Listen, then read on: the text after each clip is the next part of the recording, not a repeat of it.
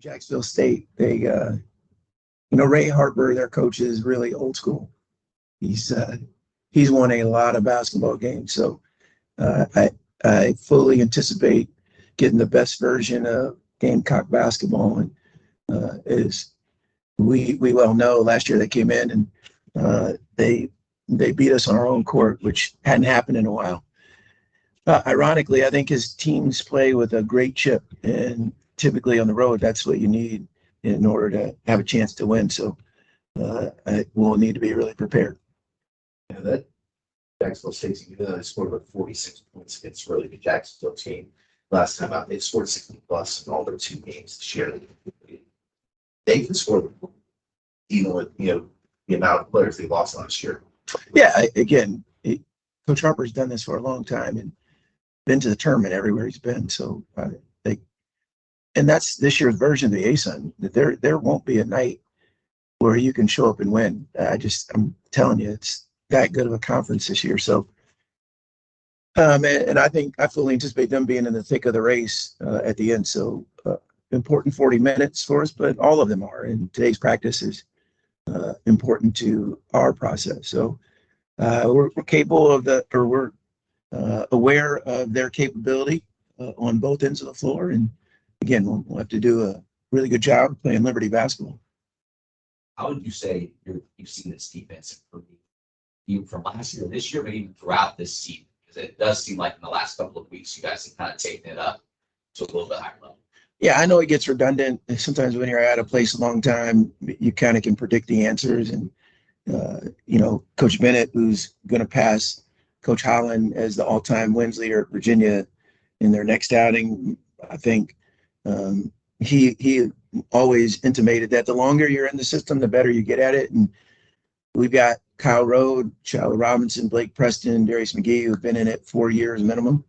And then Isaiah Warfield, who's playing terrifically well.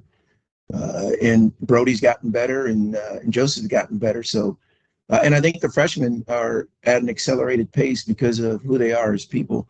So I think, again, just the accrual of habits has been important to us being or experiencing a little growth on the defensive end.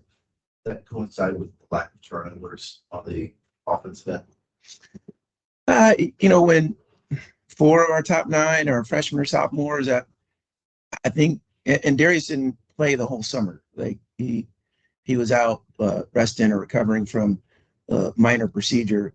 So, those freshmen never got a chance to play with Darius until September. And Darius is a different player because of his ability. So I think there's just been a learning curve, and we played good people, and I think our guys have had more concentrated effort in taking care of them all. I think we knew Zach Cleveland coming in. Was a good athlete. You see all the highlights, all that stuff. I assume, did you know that he would be the type of facilitator that he's been for you guys? Because that's some of the numbers he's put up in terms of assists has been maybe the most surprising part of his young career. Yeah, I'm surprised that question came from you and not Dame, because, well, then again, I'm not, because Dame would have. I didn't have any good stats. He would have put the numbers with it. More detail. Yeah. We loved Zach when we saw him play in the summer. There was a uniqueness about his game. He's very complete. He's incredibly selfless. Ironically, he can score. But he's so intentional about the way he impacts the game in a given setting that I think he just takes what is needed. And that's a characteristic that this team has developed over the years, and the guys that have gone before, some of the guys we have now. But we love him. He and Colin are 2 of the most unheralded freshmen around, but man, they're making a big impact. How did Zach get talk you into letting crash the offensive glass? He didn't talk me into it. He's paying a small fee to go crash the. Look, I trust Joseph. It's indicative of who he is. Like he's gonna make great efforts, but he doesn't compromise our defense when he does, because of he empties his tank quickly, but he still does it within the framework of what we're trying to accomplish on both ends. So I love him. And our system, you guys know, maybe you don't. We're not married to the absolutes. we're about the preferences. And when you trust your team, I think you can live in that space and they can play with a freedom that I think we're touching a little bit now. I use is as good as a one-on-one defender. He's been gobbling up a lot of rebounds, except for Monday night where they only had one rebound. But what have you seen in him in terms of rebounding ability that has allowed you guys to limit teams to one possession, and then on the offensive glass, I lost count how many times he's been able to extend possession, second and third chances. Yeah, I think what gets lost when you have really good players, like Caleb Holmesley was a player of the year. Darius has been a 2-time player of the year. Scotty, Mayo, Georgie, Cuff, Chris Parker, Keegan. I think when you have really good players, like what gets a little lost is guys who don't have the glorified numbers. You kind of don't notice their improvement because it's not like right in front of you. But again, the privilege of coaching this team is, I know this will sound a little corny, but I think we're actually a reflection of our university and its mission to just be a part of the body that we're secure in, that it needs in order to function healthily. And so I think Joseph's individual commitment to getting better as a player on regardless of the facet, I think he's on that. But I think there's 15 of them that have. And you guys, we're not there yet. We aren't. I know we're whatever in that ASUN, but we see them every day and we know what areas we need to grow in. But I wouldn't want to be there on first week of January. I want to be there in the end of February and March because that's when you got to be playing your best basketball. In your mind, what is the area that maybe has the most room for improvement?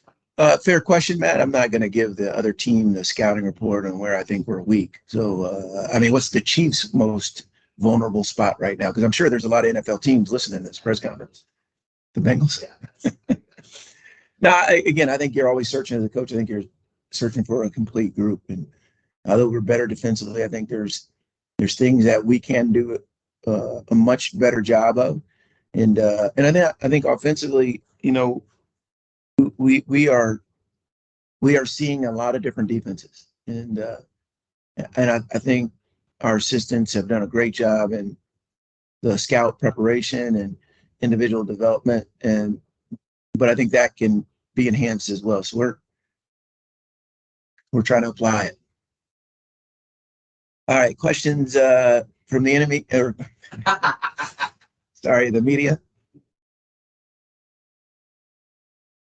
The non-in-person media?